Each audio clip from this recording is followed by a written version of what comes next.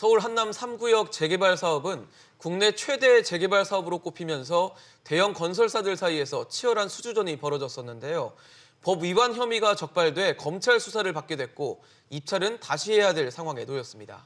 정부는 건설사들이 낸 과도한 공약들이 법을 위반했다고 판단한 건데요. 이번 결정이 재개발 시장과 또 집값에 미칠 파장에 대해서 전문가와 알아보겠습니다. 건국대 부동산대학원 최황수 겸임 교수입니다. 어서 오세요. 어서 오십시오. 교수님, 어제 이제 입찰에 대해서 무효라는 이제 판정을 정부가 내렸는데, 그러니까 입찰이 아예 없었던 것으로 봐라라고 명령을 내렸다라고 봐야 되나요?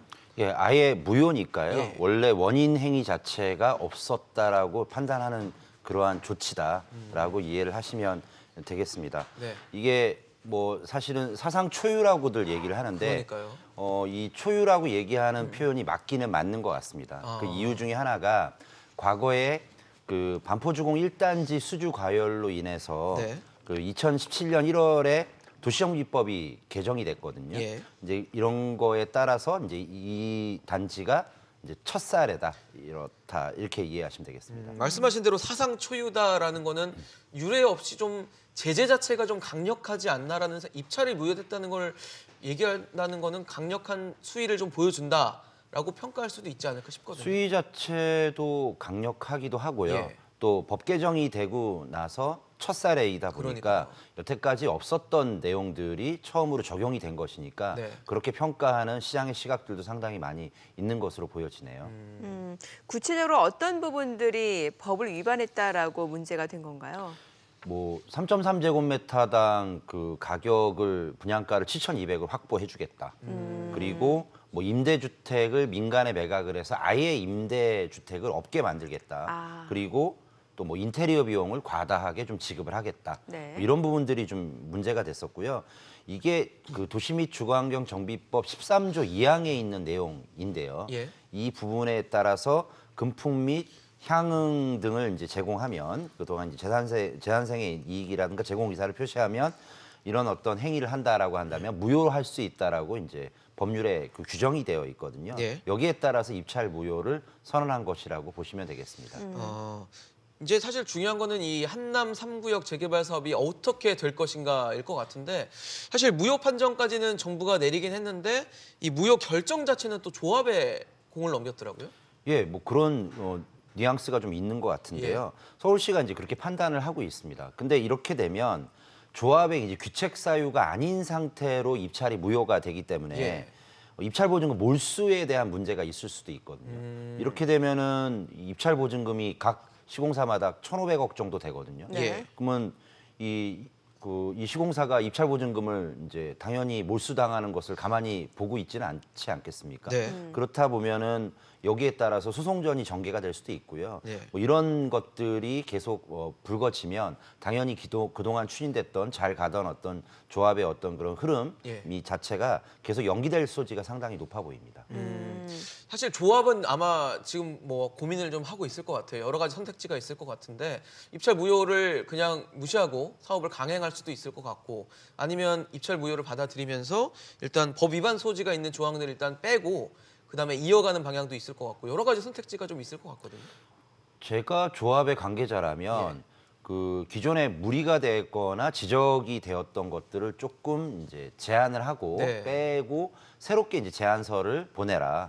뭐 입찰을 무효로 하는 것은 좀 문제가 있지 않느냐라고 스스로 생각할 수도 있고요. 네네. 또 이런 정비 사업이라든가 개발 사업이 시간 싸움이거든요. 예. 그렇다 보면 다른 식의 어떤 내용들을 뭐 다르게 새롭게 처음부터 하는 것보다는 뭔가 기존에 있던 것들을 좀 합리적으로 수정을 해서 아마 사업 추진을 할 가능성이 상당히 높다라고 보고요.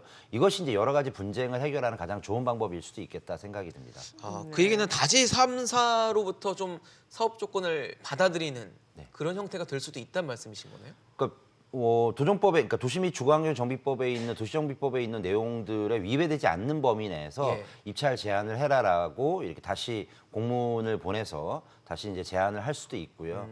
근데 이제 뭐 이런 그 대표적인 3사 같은 경우에 이제 제안한 내용들이 워낙 파격적이기도 하고요. 그러니까요. 뭐 또 이런 파격적인 제안을 통해서 또 꼭 수주를 하고 싶은 그러한 의혹들도 분명히 있기 때문에 그것이 또 얼마 정도의 어떤 효과가 있을지는 또 미지수일 것 같습니다.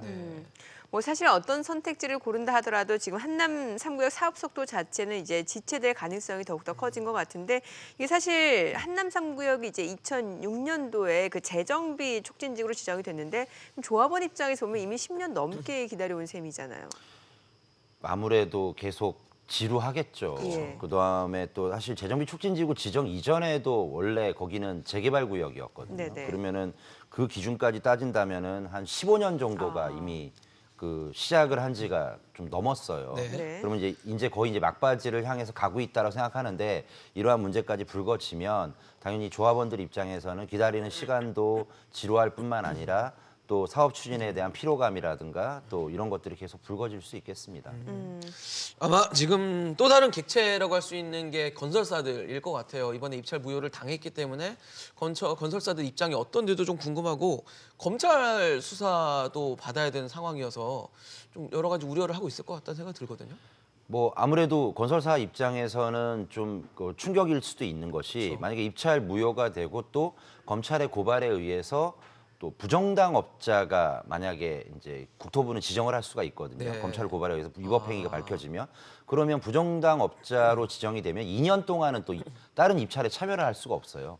그러면 아까 앵커께서 말씀하신 대로 예. 예를 들어서 이러한 어떤 그런 불법 행위가 존재해서 다시 수정을 하는 것이 아니라 예. 아예 입찰을 참여를 못할 수도 있거든요. 그렇게도 되겠네요. 그러면 이미 그 위법 행위라고 일컬어지는 그런 그 3사들을 제외한 예. 다른 어떤 그 건설사들이 다시 재입찰을 해야 되고요.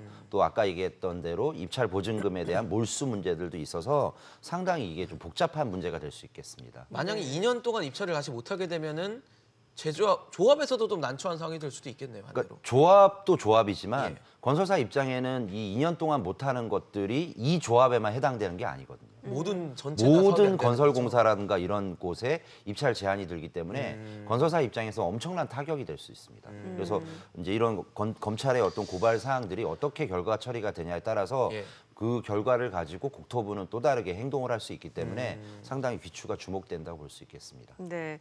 근데 이런 생각도 해볼 수 있을 것 같아요. 그 한남 3구역 그 시공사 선정 과정에 있어서 수주전, 그러니까 경쟁 과열 양상이 있었을 때 사실 국토부가 진작 이 상황을 알았음에도 불구하고 그냥 좌시하고 있다가 이제 와서 강수를 두는 것에 대해서 타이밍적으로 왜 좀 늦은 감이 있는 거 아니냐라는 비판도 있을 수 있거든요.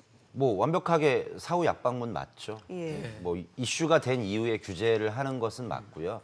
또 이런 부분들이 또 기존의 그 사업 제안서를 보냈을 때 이때 단계 이전부터 어느 정도 약간 통제를 받았어야 됨에도 불구하고 사업 제안서가 나오고 나서 또 건설사는 수주를 하기 위해서 무리한 제안이라든가 혹할 만한 제안들을 분명히 했단 말이죠.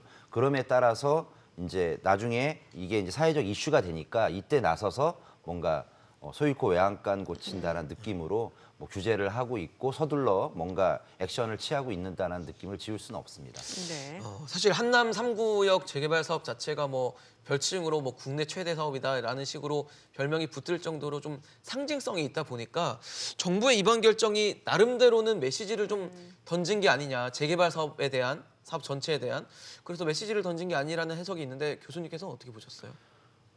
상징적인 의미는 맞는 것이 이게 5,600가구가 넘거든요. 그러니까요. 그러니까 재개발 사업지들 중에서 특별히 신도시급의 공급이 아닌 한 네. 가장 최대 단지가 맞습니다. 그리고 재건축에는 강남권의 뭐 대치동이라든가 또 반포라든가 잠실 지역의 어떤 그런 단지들이 있겠지만 재개발 같은 경우에는 특히 이제 구도심에 이런 새로운 어떤 아파트를 짓는 사업 중에 가장 최대 단지가 맞기 때문에 뭐 아무래도 여러 가지 어떤 언론이라든가 주변의 어떤 뭐 이슈가 되는 것은 맞을 수가 있는데 기존에 이런 형태로 계속 규제를 하고 있다라는 것은 그동안 정부가 2017년부터 계속 이제 진행을 해왔던 네. 부동산 정책에 대한 규제의 연장선상에서 보는 것들은 뭐 크게 무리한 해석은 아닐 것 같고요. 또 그런 해석들도 당연한 어떤 그런 느낌으로 다가옵니다. 정부 정책의 연장선상이라고 하면 사실상 공급 확대보다는 수요 위축에 좀 방점을 둔 점을 계속 보이고 있다라고 해석을 하는 것도 뭐 가능합니다. 계속 일관성 있다라고 볼 수 있겠습니다. 정부 입장에서 본다면 말이죠. 그럼 사실 이렇게 되면은 지금 적지 않은 규모이기 때문에 공급 차질이 불가피해지고 결과적으로 남은 집들의 급등 현상, 그러니까는 풍선 효과를 또 예상해 볼 수도 있지 않을까 싶거든요. 뭐 맞습니다. 공급이 원활하지 않다라는 예. 분명히 시장의 시그널을 분명히 가져올 수 있고요. 예. 여기에 따라서 기존 아파트라든가 신규 아파트에 대한 어떤 수요들을 또 자극을 할 수가 있거든요. 특별히 뭐 공급이 늘어나는 어떤 그런 뭐 혁신적인 어떤 제도라든가 그런 네. 조치가 없지 않는 한 뭐 그런 부분들 분명히 있는데 네. 이제 한편으로 본다면 네. 그래도 이 제안했던 내용들이 좀 과도한 측면이 있는 건 사실입니다. 예. 뭐 그런 것들은 또 짚고 넘어가야 될 것 같고요. 네. 말씀하신 대로 수주전이 너무 과열되고 지나친 조건들을 제시하다 보니까 논란이 됐었고 이번에 그래서 정부와 서울시 결정이 내려졌다라는 측면은 뭐 이해가 안 가진 않는 것 같습니다. 그 정도는 논리적으로 이해가 가는데 이런 재개발 재건축 규제가 계속되는 상황에서 규제가 완화된다는 얘기 완화됐을 때 이게 공급 부족 해소로 이어질 수 있을까에 대한 생각은 들 수도 있고 안 들 수도 있고 할 것 같거든요. 예, 뭐 그런 반대 논리를 그동안 지적했던 분들이 상당히 많이 있었거든요. 예. 근데 꼭 이제 우리가 염두에 두셔야 될 것이 뭐냐면 특히 재개발이나 재건축을 통해서 늘어나는 어떤 공급적인 측면들이 상당히 어느 정도 활성화되겠냐라는 근본적인 생각을 해봐야 되는데 네. 사실은 그렇지 않습니다. 아, 왜 그러냐면 예. 재개발이나 재건축을 통해서 공급되는 물량이 있다 손 치더라도 기존에 이제 조합원들이 있거든요. 그러면은 전체 신축되는 세대수에서 조합원을 뺀 그 세대수가 이제 순증가분이라고 얘기할 수 있는데 네. 실질적으로 이 순증가분이 재개발 재건축을 통해서 특히 서울시 같은 경우에는 그렇게 그 순증가분이 그게 크지 않은 것이 실제로 이제 현실적인 측면들이 분명히 있고요.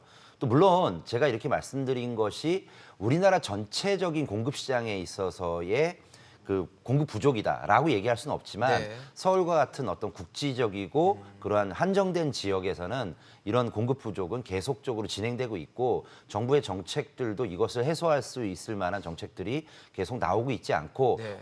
오히려 앵커께서 지적하신 대로 수요 억제책들만 계속 지적이 되고 규제가 된다면 궁극적으로는 집값의 중장기적인 어떤 불안 요인들은 계속 안고 가는 게 아닌가 이런 생각을 해봅니다. 그렇다면 교수님께서 보시기에 이 수요와 공급 조절 어떻게 하는 게 좀 현재 부동산 시장에서 적합하다고 보십니까? 저는 일단은 공급을 뭐 특정한 어떤 수요가 많은 지역에 공급을 늘릴 수 없다면 예. 결국에는 매물이 출회되게 해야 집값이 안정화되는 효과가 분명히 있는데요. 그렇겠죠. 이 매물이 출회되게끔 하는 그러한 정책들은 전혀 지금 나오고 있지 않거든요. 그러니까요. 사는 것들을 못 사게 하거나 아니면은 짓는 것을 못 짓게 하거나 이런 정책들은 있지만 네. 뭔가 시장에 매물이 출회되게끔 한다든가 뭐 아니면 뭐 양도세라든가 다주택자에 대한 양도세 같은 것들을 한시적으로 좀 그 뭐 중과 같은 걸 유예를 해서 네. 뭐 살려고 하는 수요보다는 또 그런 신규 공급이 아닌 기존의 보유자의 어떤 물량 이런 것들이 좀 늘어나게 해야 그러니까요. 어느 정도의 집값의 어떤 안정화에 기여할 것 같은데 네. 정부의 입장에서는 아직까지 그런 조치들은 또 다른 어떤 개발 이익이라든가 양도 차익을 양산한다라고 생각하고 있고 단기적으로는 그렇기 때문에 그런 조치들은 현재는 전혀 고려하지 않고 있는 그런 생각을 하고 있는 것 같습니다. 네, 알겠습니다. 오늘 최항수 겸임교수와 이야기 나눠봤습니다. 잘 들었습니다. 고맙습니다. 감사합니다.